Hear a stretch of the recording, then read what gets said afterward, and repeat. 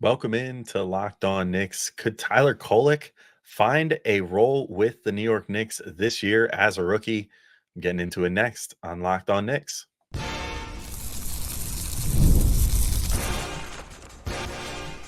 You are Locked On Knicks, your daily New York Knicks podcast, part of the Locked On Podcast Network. Your team every day. All right, welcome in to Locked On Knicks, and I want to thank you for making Locked On Knicks first listen today and every day, whether you're checking us out on your favorite podcast platform or taking in sights and sounds on YouTube. We appreciate you making us a part of your daily routine. And today's episode is sponsored by Gametime. Download the Gametime app, create an account, and use code LOCKEDONNBA for $20 off your first purchase. I'm Alex Wolf. I'm editor-in-chief of Knicks site The Strickland, which you can find at thestrick.land. And today, I'm joined by a very special guest, Albert Ghim of the No Ceilings NBA network, where he does all kinds of great draft previews. Also a big Knicks fan. So I thought that who better to bring on for an episode where I'm going into the rookies than Albert, because I always have a great time talking to him around the draft and figured things would be absolutely the same talking about the rookies coming into the Knicks. So this is going to be a two-part episode. First part is talking about Tyler Kolek and whether he could potentially break in with the Knicks this year. He's the more complete product out of the two premier rookies that the Knicks are bringing in this year, out of himself and Pacom Dadier.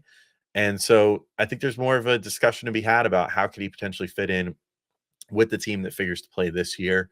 So I won't hold this up any further. Let's get right into that discussion. All right, I'm joined by my good buddy, draft expert and Knicks fan, which is why I felt the need to bring him back for a second time. Normally, we just talk during draft season. I got Albert Ghim here. You might know him from Twitter at Alberto, Toe, Ghim, Ghim. One of the funnest Twitter handles ever. I think, Albert, did you tell me that you came up with that like a really long time ago and then it just kind of stuck? Yeah, one of my buddies from back in high school, actually. So this might have been 2005, 2006 back in the day. It was my Gmail address back then. It still is. So yeah, I've kept it all the way through. I dig it. Well, it's fun. Speaking of people about high school age, we got two young Knicks this year that are ready to contribute. We're actually going to lead with the one who's older, the old man of the two, because I think that it's more likely that Tyler Kolek actually gets the opportunity to contribute for this team this year. I think that Dadier is very clearly a project, a long-term project. I think that they will probably, there's a chance that he doesn't see decent minutes until almost his rookie deal is up, if I had to guess. But I guess we'll see. Hopefully he develops quicker than that. Maybe we start seeing it as soon as this year. But Tyler Kolek, I think, I got to admit, like when I had you and Corey on, Corey Tulaba, also of No Ceilings, which I didn't plug yet, by the way. No Ceilings NBA, of course, is where Albert plies his trade and where my favorite draft people ply their trade. But I had you guys on, before the draft, and we talked about all these different prospects. And I feel like none of the ones that we talked about ended up becoming Knicks. So that's how it always goes. I have my wish list, and then they completely throw that out the window. And Kolek, I remember I was, I took a quick look at him, but I was kind of not sold on him right away because of the size. Like he's short. He's a wizard with the ball, as we saw in Summer League. But, I think even at that level of play, you can sort of see that like he's not a plus athlete or anything to the point where he's going to make up for the fact that he's so much smaller than the competition through that. I don't know if I necessarily see the craftiness yet for scoring in the NBA, although I do think that he can very credibly run a pick and roll. I mean, I guess before we sort of get into it, like, what's your overall impression of Kolek and how he might fit with the Knicks? And like, do you think there's a chance that he cracks the rotation at some point? Like, will he be one of those cases of a guy that kind of gets minutes and doesn't give them up? Or do you think it's more likely that he would end up kind of being behind a guy like a Campaign or something like that, and certainly Deuce McBride to start the season? Yeah, I think first of where I want to start is we at No Ceilings, a lot of us, Corey and myself especially, huge fans of Kolek. When we did our pod on him, and Corey did an awesome article about him during last year's draft cycle, a guy that was hard not to love the more you watch him. When we did our deep dive of his film, the biggest thing that we walked away with in terms of Kolek's game is, I mean, obviously the lack of athleticism, it's there. And I love that you called that out because it's very real. But at the same time, he is a different type of athlete, right? He's not going to be a guy who jumps through the gym, but is a very savvy. He's got good burst, good quickness to him. Obviously, he's a guy, and this is something that Corey says all the time: is if you can think the game fast, then you can play the game fast. And playing fast doesn't always mean athletically fast, but his processing is extremely high. We're talking about a guy who spent a couple years in college, who's going to come in with a very mature game.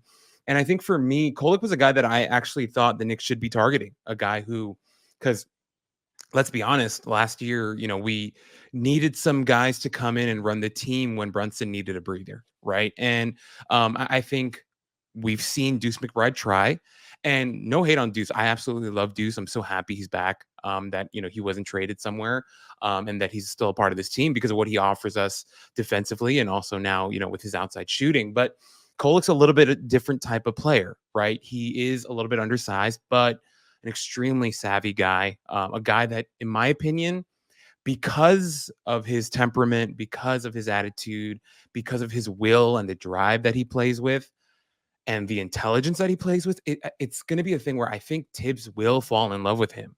Now, does that mean he's going to play a ton from day one? I'm going to say no, probably, just because of the way that this roster has been constructed and how we are an extremely deep squad now, and we have guys all over. But as we know, as Knicks fans, injuries are always a part of an NBA season. And we saw that last season with Mitch and with Randall and with OG, and the list goes on, right? Bogdanovich in the playoffs. So having a guy like Kolek, who, yes, he is a rookie, but has a very refined and mature game and is just an extremely intelligent basketball player, I think he has a place on this team. And depending on how things go, once again, with injuries or whatever, there might be an opportunity for him to actually get some play time. And he's one of these guys where if he ends up on an NBA floor, I think I want to temper some of my own excitement about him too, but it could be a situation where he really could end up finding a place in the rotation. But of course, if the Knicks stay healthy all season, right, fingers crossed, then obviously it'll be difficult. He'll probably play 10 in Westchester, but he's a guy that, for our Knicks fans, our fellow Knicks fans out there who aren't very familiar with his game, you're gonna love him the more you watch him, is what I'll say. Yeah, I definitely got that impression during summer league, even during, shooting struggles or whatever, he didn't exactly shoot the lights out during summer league, but made the shots that counted and had the confidence and the ability to find those, to take the game winning shots or the game on the line type shots. And I thought that he did a really good job like galvanizing that squad, which was super needed. Because they were a very young team, not I don't think any returning guys other than like the G League guys. Yeah. But no returning players with like excuse me, any sort of like standing with the Knicks really. So, I think that he really needed to take that by the horns, and he did in the summer league. All right, I'll be right back in with Albert to keep talking through Tyler Kolek and how he could potentially fit with the Knicks this year. But first, I want to let you all know about our friends over at eBay Motors. Passion, drive, and patience.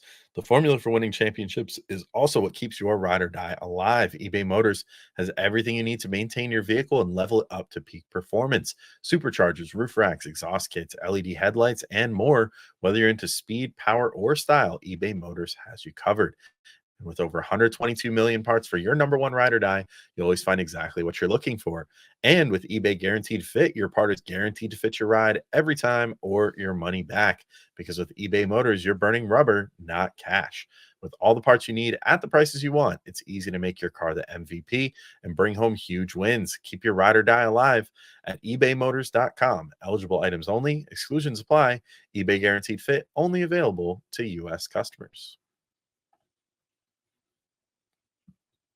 And I'll say like one other thing too. I sort of, and tell me how you feel about this one, but I sort of feel like he is sort of the perfect fit for a Tibbs coach team because Yeah. I think that often it gets overlooked that Tibbs actually is not as much of a stickler for defense from his point Mm, guards versus correct. any other position. And you could call it a double standard or whatever, but he wants from 2 to 5, he wants replacement level or better defense minimum, and hopefully elite defense, and then the ability to make shots and whatever else is just gravy on top of it. And Yeah. obviously he wants rebounding out of his 4 and 5 position and stuff like that, rim protection out of the 5.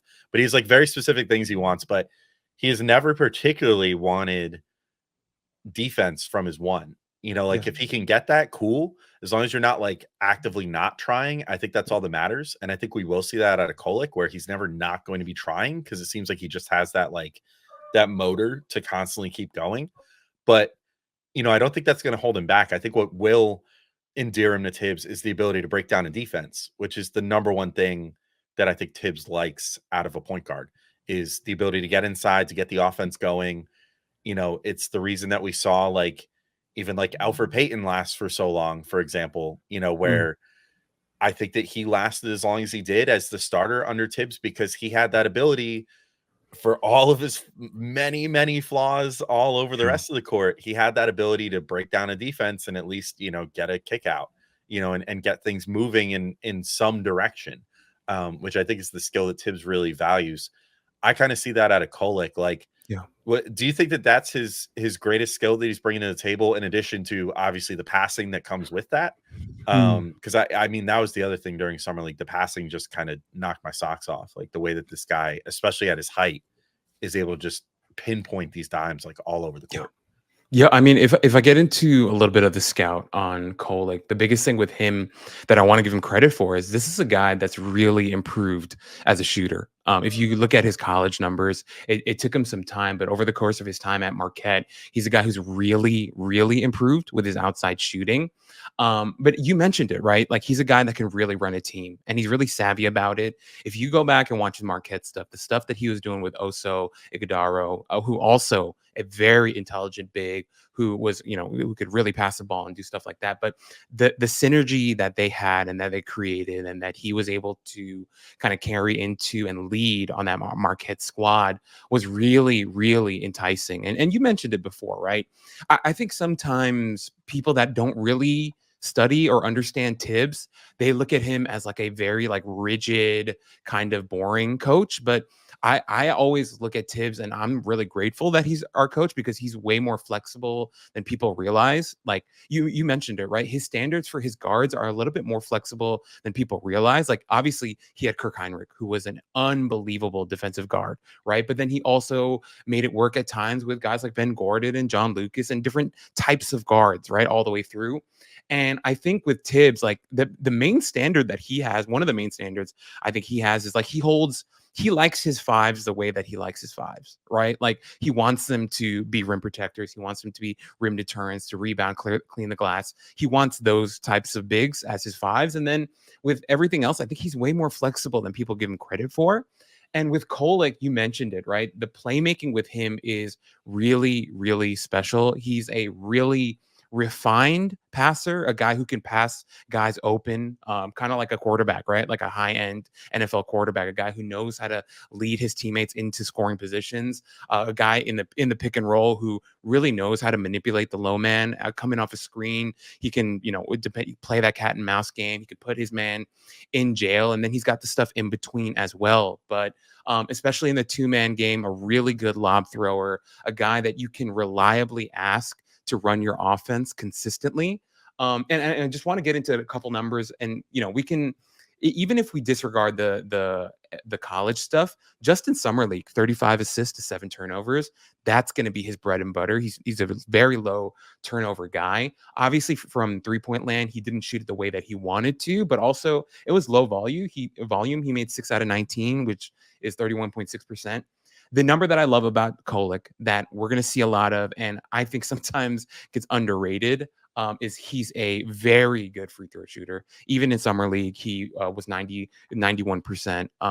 He's going to bring that from day one. And to his credit, like he's a grinder, a guy who's worked and earned everything that he has right now up until this point in his career.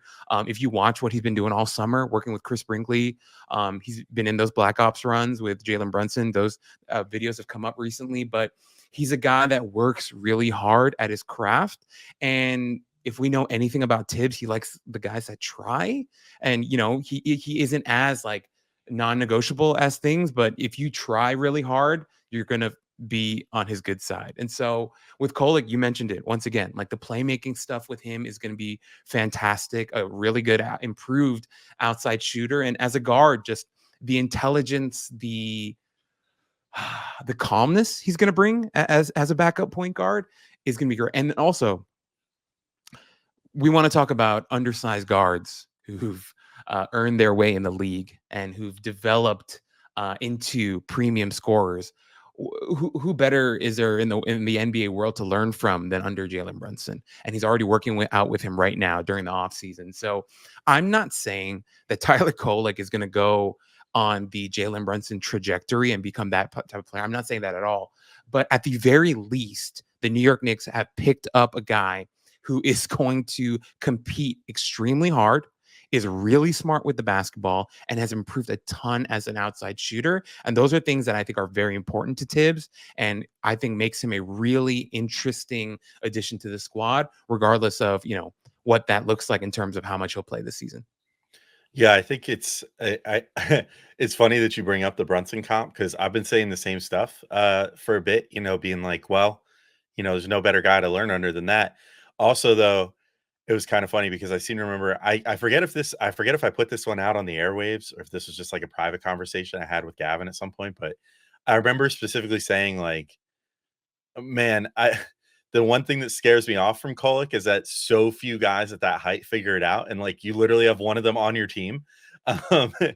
And so it's like, do you really think you're going to get lightning in a bottle twice? But you Mm. bring up a good point. Like, no better person to learn how to navigate as an undersized one in the NBA from than Jalen Brunson, who kind of deals with all those same struggles of he's had to make everything about the craft and everything about just how he handles the ball, how he moves his feet, where he plants, his start stop ability, everything is how he's become great. And I think that Kolek, if you just watch his control over the ball and whatever, like being that good of a passer implies that he's great at just handling the ball. You know what I mean? Like he knows what to do. So you think with enough reps, and maybe he'll eventually get to that point where he kind of has a bag of his own that allows him to overcome the issues that his size presents in the NBA.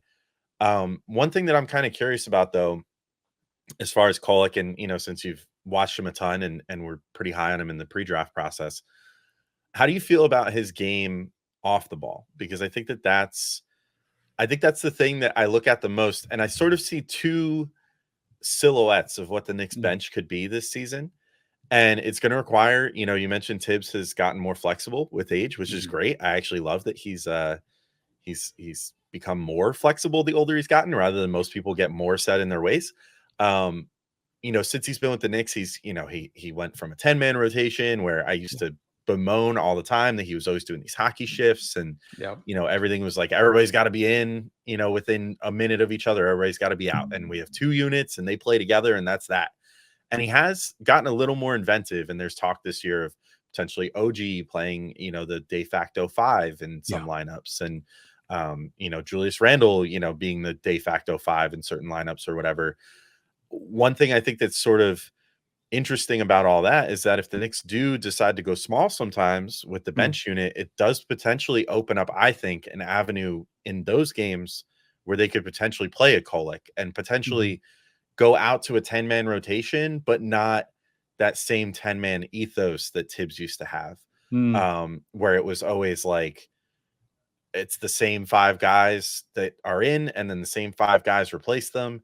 And then those same 5 guys come back in, to replace them before the end of the half or whatever. And that's that. So it's like starters, bench unit, full bench unit, and then full unit of starters. I don't know necessarily that he's going to go back to that this year. I think / hope that he's willing to kind of be a little more risk-taking with that. And that might involve then Kolek heading up a small ball lineup, which I think would probably be the ideal for him. Have him go out there with Deuce McBride, Dante DiVincenzo, Josh Hart, and like Precious Achua, OG Anunoby, take your pick, someone like that he could just run and run and run with. I think there's a world where that works. And because of how quality the players are on the Knicks bench, I don't think you would see that same drop off like in previous years where you just send a whole bench unit out there and it's like, well, yeah, now you're missing that special sauce of like the starter grade players, which is what, made that move to the 9-man rotation so necessary.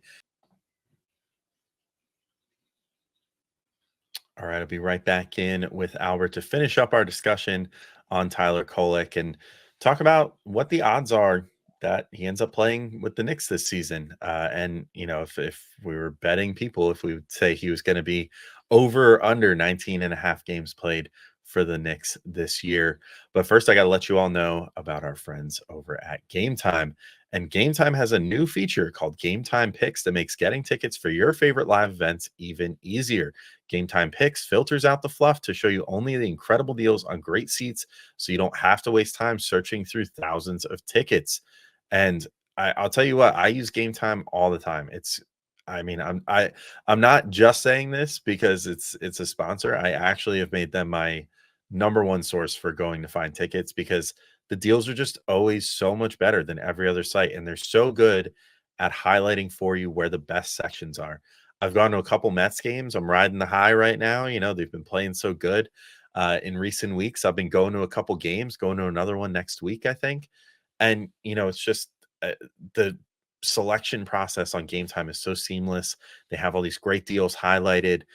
You can find seats for especially for baseball, as little as like $15 a seat in the 100 level. It's fantastic. Definitely cannot recommend it enough. And it's all because Gametime makes it so easy to find those seats and, make it easy for you as a consumer to make that happen. So if you want to give it a try yourself, take the guesswork out of buying tickets with Gametime. Download the Gametime app, create an account, and use code LOCKEDONNBA for $20 off your first purchase. Terms apply. Again, create an account and redeem code LOCKEDONNBA for $20 off. Download Gametime today. What time is it? Well, it's Gametime. Anyway, though, to bring this full circle, I'm kind of rambling about general team philosophy, but I think that my biggest thing with Kolek is and I don't know that I saw enough of this during summer league, and I certainly haven't watched enough of his college tape, but does he function well without the ball? So, a la Jalen Brunson, who, can go out there and handle the ball and penetrate the defense and, create for others, create his own shot, whatever, but also is very good at finding his spot on the 3-point line and nailing a catch and shoot three. And I hope he actually does more of that this year. If Kolek is out there with a Deuce McBride or even just with Hart and DiVincenzo, who sometimes it makes more sense for one of those guys to bring the ball down. How would you feel about Kolek? I don't think he's ever really going to play with Brunson, if I'm being honest, at least probably not soon. But if he's out there effectively in that Brunson role, how do you see him potentially adjusting to being off ball a bit with that bench cast? And once again, this is coming from a guy who is really high on Kolek, but I want to offer some evidence as to why I believe he's going to have no problem at all. The main thing is the context that he's coming from. He's coming from Marquette. He played with Osei Ighodaro. He played with Cam Jones. These were guys that knew how to play with the ball in their hands. A guy like Cam Jones was a bucket getter, right? A guy who, could go and get his own shot. Oso was a good facilitating big that he played, a lot of two-man game with. And I want to read some stats to you to kind of back up what I'm talking about. So last season, Tyler Kolek was in the 95th percentile as a catch and shoot jump shooter. And that alone is great, but also unguarded catch and shoot jumpers, he was in the 92nd percentile. On unguarded, he was in the 86th percentile. Where he struggled a little bit was off the dribble, right? So if anything, what you just laid out there for us kind of speaks to where his strength is and where he needs to continue to improve. If anything, I think his off the dribble stuff needs to continue to improve. Not to say that I think he has a very good handle, actually. But now creating separation and then being comfortable with getting that shot off the dribble and being more efficient with that is an area of improvement for him, right? But overall, if you were to ask me, okay, do you believe he's a guy that can play a role, that can play off ball and be efficient and effective in that role? I would say Absolutely. Once again, playing off of guys like Oso and Cam, he showed a proficiency, with in terms of, he's a very intellectual player. He knows where to be on the floor. He knows where the open spots are, obviously, because he's finding those same spots with the ball in his hands. And so he does a good job of moving off ball, getting open. And then once the opportunity comes, he's hitting those jumpers. Like I said, as a catch and shoot jumper, he's in the 95th percentile. Like that's pretty damn good. He made, let's see, 31 out of 69 last season, right? Pretty good. Just a guy who is comfortable in both roles. And I think a lot of that, the reason why he's so comfortable in that is, once again, the intellect. A guy who's really smart. He's not just stuck in doing one thing, right? He's a very versatile type of player. Although, like, you look at his frame, his body type, and you might just think like, okay, small guy, can pass the ball a little bit, done. It's not that simple with him, because something that I've talked about already a bunch of times with him is that he's got this attitude to him that I think is really special.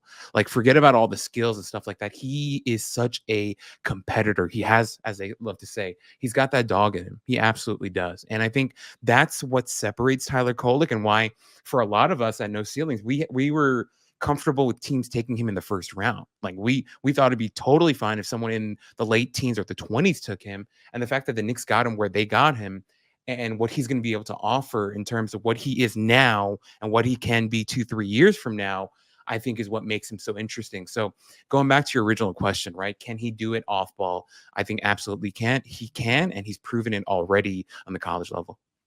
Yeah, those numbers are fantastic. I mean, those are ones that I was not aware of. So, I mean, being that high in the percentile for, certainly in college is pretty impressive, considering the amount of. I think that in college you even run into more um, situations where the point guard is tasked with dictating all the action, more so than in the NBA, where you have all Right. these guys that have risen to the level that they're at because they're ultra versatile, and because they, are able to handle the ball or not handle the ball, and they're, wings that can like handle the ball and initiate offense are not dime a dozen. Like, there's a reason they're the most highly paid Yeah. players in the NBA. So extra impressive to hear that he came from an environment where he was running the show and was one of the top passers in all of college basketball, and yet still was hitting that amount of catch and shoot opportunities. And I think it all just comes back to, and you said it, and like, I totally agree. I think the main thing that pops with me when I watch him is that he just seems to understand the game. Like, he never seems confused on the court. Every movement feels deliberate that he Yes. does. Every little thing that he does on the court feels like it's meant to happen at that moment. Right. Um, and there's no kind of like wasted motion, very few mistakes. That high assist to turnover ratio that you brought up popped to me as well. The fact that he, doesn't really ever make a mistake about, anything on the court, I think that all is going to potentially lead to him finding a place with the Knicks this season. But I think there's a chance maybe he doesn't. I don't know. I guess let's put it this way. If you were gonna, this is just like a stupid, like betting style question. This Sure. episode might be sponsored by FanDuel. I don't know. I gotta check my ad schedule. But if you were gonna set the, if I give you an over under of 19 and a half games appeared in for Tyler Kolek this year, so Mhm. like roughly a quarter of the season, Yeah. what are you taking there? Do you think that he appears in under 19 and a half or over 19 and a half? Wow, this is such a hard one, because like in my brain, what I'm thinking, I'm like getting into betting mode, but I'm like thinking about like, okay, I I really, really, fingers crossed, want this Knicks team to be healthy all season. So in my mind, if this team stays healthy and the campaign edition actually becomes additive to this team, then like in my brain, I'm like, okay, then he should be in less than 19 and a half, like 15 to 18 games. But at the same time, like the realistic side of me feels like, and I'm really just that high on him as a prospect. Not to say that I believe he's going to be starting for the Knicks or anything like that, even within the next 5 years. It's just that, like, I think he's gonna just. I feel like Tibbs is gonna love being around him, just spending time with him in camp, watching him play. Like, I think Tibbs is gonna love it. And then if there is an injury, right? Let's say Deuce gets hurt, which once again, I don't want to think that way. I think it's possible. Trades are always possible too. Like something I've been hearing a lot about, like, oh, what are the Knicks going to do with rotation and all this stuff? And I saw somewhere, like I think it was ESPN or someone at ESPN. They're like, oh, this roster feels incomplete. I'm like, yeah, like I'm not worried about that. I don't think that this team is complete yet. And what have we learned about Leon and this front office? Like they figure it out. Like they've really earned our trust in terms of the fan base that they're gonna put together a winning roster. And if they see that there's a hole with this team, I think they're gonna address it. And if they feel like a backup big is an issue, then I mean, there are already whispers out there about like a Robert Williams or a Walker Kessler or whatever. So I'm not worried about this team, right? Like, I think we're going to be really damn good. And so, going back to your original question, if I really do believe this team is going to be that good, and I want to put good vibes out there that they're going to stay healthy, then I'm going to take the under on the 19 and a half. Yeah. I like putting your fandom brain on for that question instead of the analytical betting brain. Yeah. So it's good. Always good to bet with your heart rather than your rather than the numbers sometimes, because those are the ones that work out and it feels way better that way. Yeah, I think I'm with you. I think it'll ultimately just come down to if the team stays healthy, but with Brunson healthy and with them, I think very invested in Deuce McBride. I think it's going to be difficult. I also think campaign is going to loom large. I think that he's already a proven good passing NBA point guard, that can shoot the three, that could do everything, is friends with people on the team. Right. There's already chemistry there. I think it'll be an uphill battle for Kolek to find time with the Knicks this year, but that's not to say that he won't, because I'm with you too. I think that he's going to make a really good impression on everyone around him, because it seems like he's got that like sort of coach's son mentality of just like, grind. Like, I'll do whatever. I don't care. I just want the team to win. I just want the team to be good. If I have to go out there and do anything, I'll go do it. But if I have to sit on the bench, I'll be a good soldier. And that's like all you ever want out of a player. Yeah. So we'll see how that all plays out this year. But that does take us to our second player that we're going to talk about, which is, I think, a very different case study, and that's Pacom Dadier. All right, and that's it for this first part of this two-part episode that I'm doing here with Albert. So in the next part, we'll be talking about Pacom Dadier. Very different episode from this one, because I think Dadier is obviously much less complete than Tyler Kolek. So we're going to get into that, the things that Albert really loves about him, which Albert is super high on Dadier as a prospect. So if you have any concerns about his, how he looked in summer league or whatever, you'll hopefully be able to throw them all out the window once you hear Albert gush about how good Dadier is and how much he's looking forward to seeing him play his trade. And we'll talk about development pathways forward, what position Dadier could eventually settle into, all kinds of great stuff next time on Locked On Knicks. But until then, thank you all for listening, and we'll talk to you soon. Peace out.